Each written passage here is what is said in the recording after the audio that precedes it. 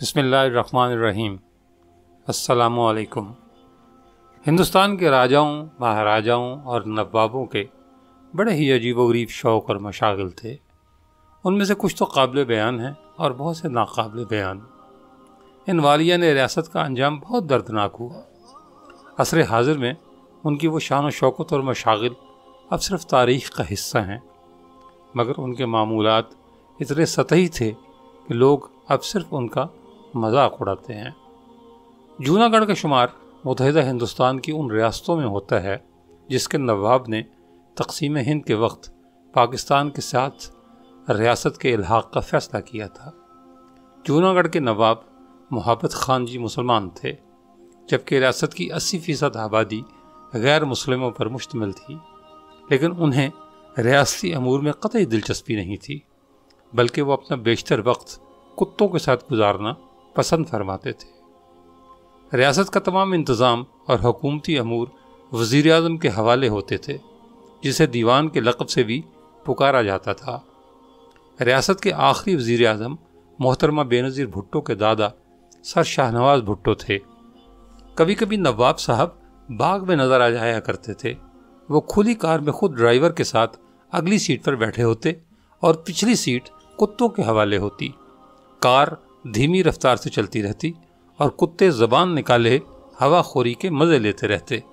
نواب صاحب ہر کتے کو اس کے الگ نام سے پکارتے تو وہ اچک کر باہر نکل جاتا اور کار کے ساتھ ساتھ چلنے لگتا۔ ان کے محبوب کتوں کے کمروں میں بجلی اور پانی کا بندوبست تو تھا ہی، مگر ساتھ ساتھ ٹیلی فون کی سہولت بھی موجود تھی۔ یہی نہیں بلکہ کتوں کی خدمت کے لیے ملازم ہر وقت تعینات رہتے تھے۔ حال یہ تھا کہ جوناگڑھ کے محض 10 سے 20 افراد کے علاوہ کسی اور کا معیار زندگی ان کتوں سے زیادہ بلند نہیں تھا۔ جوناگڑھ کے نواب نے اپنی چہیتی کتیا روشن کی شادی ایک لیبرٹ کتے بابی کے ساتھ کی، جس میں شرکت کے لیے انہوں نے ہندوستان کے ہر مشہور و معروف آدمی، راجاؤں، مہاراجاؤں، یہاں تک کہ وائسرائے کو بھی مدعو کیا۔ وائسرائے تو خیر نہیں آئے، لیکن مدعو حضرات میں سے بیشتر تشریف لے آئے اور 1.5 لاکھ مہمان جمع ہو گئے۔ بارات بڑے ہی شاندار انداز سے نکلی، جس میں نواب کے ہاتھی اور باڈی گارڈز نے بھی شرکت کی۔ سب کی ضیافت لذیذ اور مرغن کھانوں سے کی گئی۔ اس تقریب پر نواب صاحب نے 60,000 پاؤنڈ خرچ کیے۔ اس خطیر رقم کو اگر اس زمانے کی قیمتوں کے مطابق سمجھنے کی کوشش کی جائے تو یوں سمجھ لیجئے کہ اس رقم سے 12,000 افراد کی پورے سال کی پرورش ہو سکتی تھی۔ اسی طرح مہاراجہ گوالیار نے لوہے کی ایک بہت بڑی میز بنوائی۔ اس پر چاندی کی پٹریاں بچھائی گئیں، جن کی لمبائی 250 فٹ سے زیادہ تھی۔ یہ میز کھانے کے کمرے میں رکھ دی گئی۔ دیوار میں سوراخ کر کے پٹریاں اس طرح بڑھائی گئیں کہ اس میز کا رابطہ مہاراجہ کے باورچی خانے سے قائم ہو گیا۔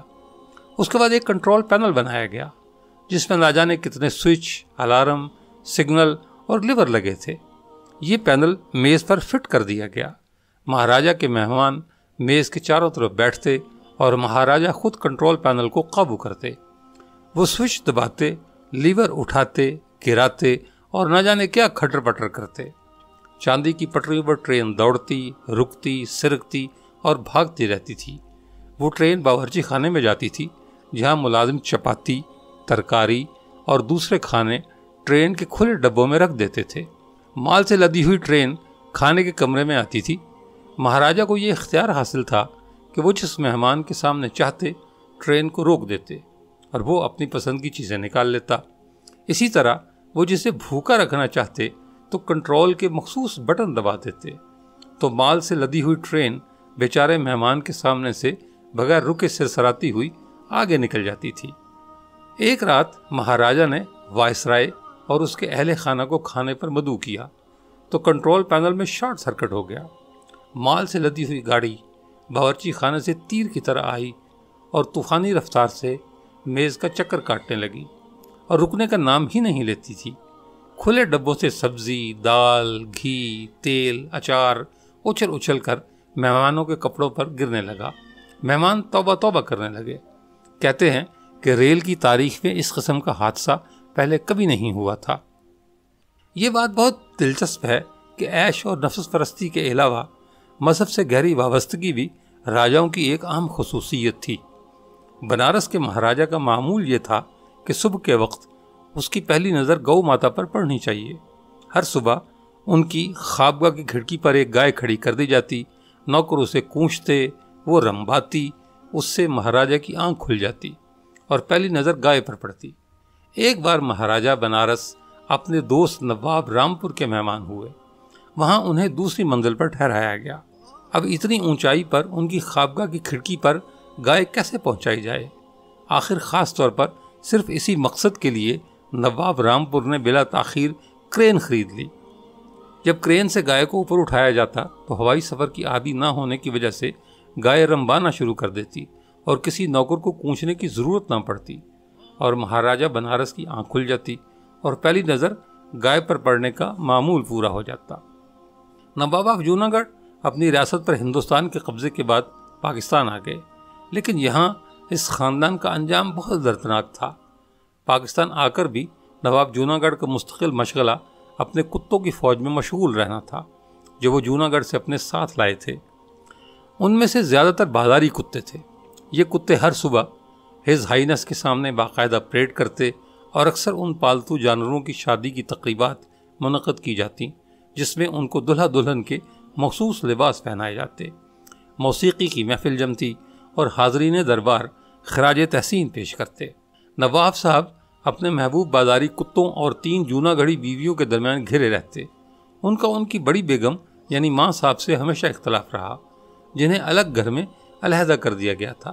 دلاور منزل کا نام ان کے بیٹے دلاور خان جی کے نام پر رکھا گیا تھا، جو خوبصورت جوان پبلک اسکول کا تعلیم یافتہ اور ان کا اکیلا وارث تھا۔ ماں صاحب نے اپنے خاندان کے خلاف باقاعدہ جنگ کا اعلان کر رکھا تھا۔ دونوں گھر سازشوں کا گڑھ بن گئے اور ایک دوسرے کے خلاف جاسوسی، بے وفائی اور دوغلے پن کے الزامات معمول بن گئے۔ نواب صاحب کی طرف سے ناکافی ماہانہ مشاہرے کی وجہ سے ماں صاحب اپنے شاہانہ طرز زندگی کو برقرار رکھنے کے لیے زیورات بیچنے پر مجبور ہو گئی تھیں۔ وہ باقاعدگی سے کراچی ریس کلب جاتی، جہاں بے ایمان جواریوں اور دھوکے باز گھڑ سواروں کے کہنے پر سٹا کھیلتی اور بڑی بڑی رقم ہار جاتی۔ ماں صاحب اپنے ملنے والوں کے ساتھ جتنی کشادہ دلی سے پیش آتی تھیں، اپنے ذاتی ملازمین کے ساتھ برتاؤ میں وہ اتنی ہی بے رحمی کا مظاہرہ کرتی تھیں۔ ماں صاحب کے گھر کی دیکھ بھال اللہ رکھی نامی ایک سخت خوفناک 6 فٹ لمبی ہفشن کے ذمے تھی۔